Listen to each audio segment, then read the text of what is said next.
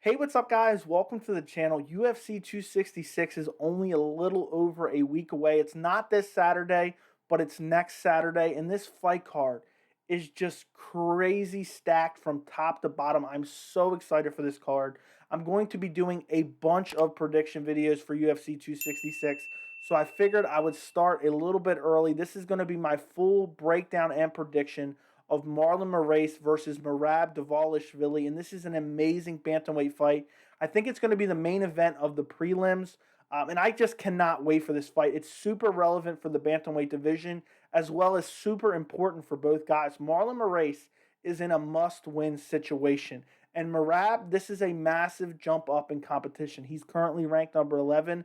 Marlon's currently ranked number 6. So if Merab can get a big win over the number 6 ranked guy in the bantamweight division, that is going to be massive for him and put him in title contention, maybe one or two fights away from a title.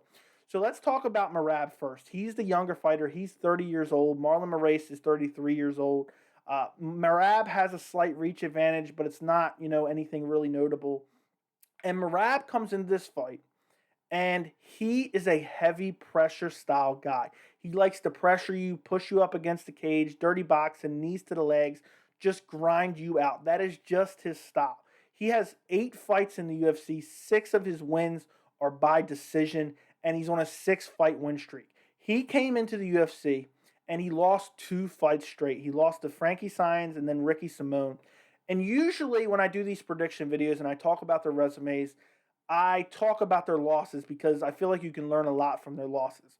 But in this case with Merab Dvalishvili, I feel like they're not even worth talking about because they were so long ago. They were in 2017 and 2018, and Merab has grown as a fighter so much since those fights. He went on a 6-fight win streak since then, and he's just evolved every time out. If you guys have watched my channel and watched my prediction videos, there's a common theme that I talk about when I look at potential title contenders, potential UFC future champions.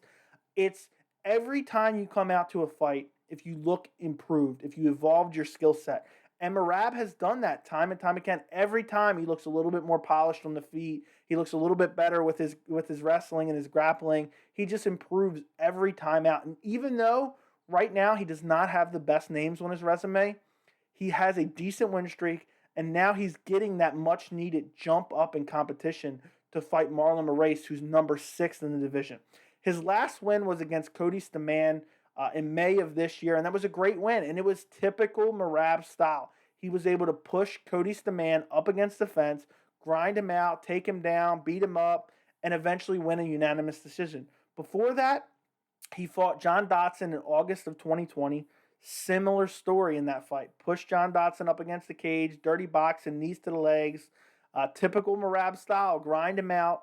And what I did find notable in that fight is John Dodson is a former flyweight, and he has nasty speed. And I expected him to make Merab look slow in that fight. He did not. They both seemed similar speed.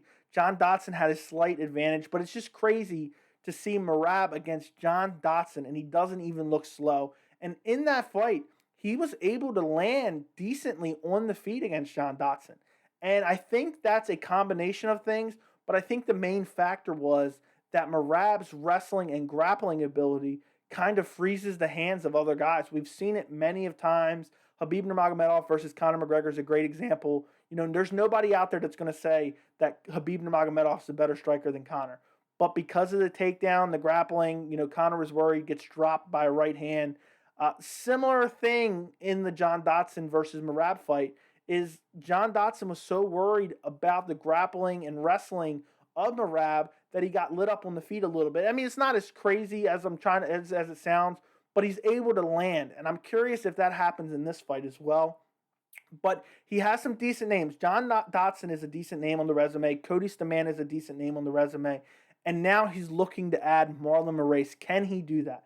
Marlon Moraes is a guy that I believed in and I have watched for years. I watched him dominate as the bantamweight champion over at World Series of Fighting. He's just a great fighter. When he came into the UFC, when the UFC signed him, I said Marlon Moraes will be the bantamweight champion of the UFC at one point in time.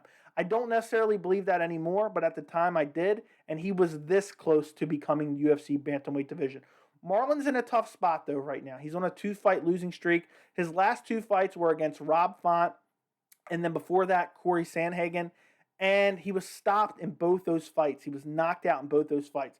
And what's crazy about Marlon is he could arguably be on a 4-fight losing streak right now. Because the fight before that, he beat Jose Aldo by a split decision. Jose Aldo was making his bantamweight debut. And so many people thought that Jose Aldo won that fight, that Jose Aldo got a title shot after losing to Marlon Moraes. That's how many people thought Jose Aldo won that fight, myself included. Before that, he had a vacant bantamweight title shot against Henry Cejudo, and he started out so great in that fight. I picked him to beat Henry Cejudo. He was heavy on the leg kicks. He did a great job in that fight, and he ended up wearing down, and Henry Cejudo ended up stopping him in the 3rd round. And that's something that you have to be on the lookout for Marlon Moraes. He does fade in those later rounds. His stamina is not the greatest. And if you look at Merab, what did I talk about? He has amazing stamina. So that's a real big factor in this fight. Can Merab maybe stop him late? Or, how has Marlon Moraes addressed the cardio issues? As far as the Sandhagen fight, there's really not much you can say. He got spinning wheel kicked right on the top of the head, brutally KO'd, walk-off KO. But Corey Sandhagen's the elite of the elite at the bantamweight division. And then you look at Rob Font. He looked very, very good in that fight. Marlon Moraes did. He was able to take him down, control him. He was looking for submissions. He was landing ground and pound. And within the last 2 minutes of the fight, Rob Font found his way back to his feet and just started pumping that stiff jab out there. Hurt Marlon badly. Then just started pressuring him from there. Lands a nasty uppercut. I think he flash KO'd him at this point. And then there was some brutal ground and pound. The referee was a little bit late on the stoppage. And Marlon Moraes took a lot of damage in that fight. So I know a lot of people are going to look at these last 2 performances and see that Marlon Moraes has been KO'd in his last 2 fights. And they're going to say, I do not trust Marlon Moraes' chin.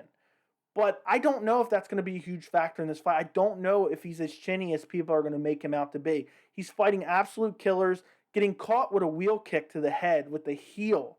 It's going to put anybody to sleep, especially from Corey Sandhagen. And then Rob Font. Rob Font is an amazing fighter. There's not much you can say. He got caught. He got KO'd. Rob Font is in title contention himself right now, and the bantamweight division is just so stacked. So, maybe I'm too much of a defender because I was a believer in Marlon, but I'm always err on the side of, people say, oh, this guy's a bum. He's lost so many fights or XYZ fights. But look at the level of competition that he's fighting. Look at this 4-fight streak. Henry Cejudo, Jose Aldo, Corey Sandhagen, and Rob Font. That is a filthy amount of talent that he's fought. And I know he's lost 3 out of the 4, and he's been stopped in 3 out of the 4. But look at the level of competition there. So how do I think this fight is going to go down? It's hard to say because Marlon Moraes is good everywhere. He's a well-rounded fighter. He has amazing jiu-jitsu. He has great submissions. He has power in his hands. He has power in his legs. I will never forget him brutally KOing Aljamain Sterling with like a head kick where he landed with the knee. And that's also another thing I didn't mention about Marlon. He came into the UFC. He dropped a split decision to Rafael Sunsao.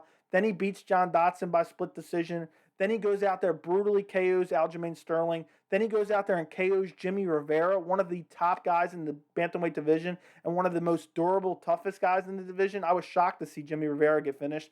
Then he gets the rematch with Rafael Sunsao, submits him. Who's submitting Rafael Sunsao at this point? And then he goes on to obviously go on to the other 4 fights that I've already talked about.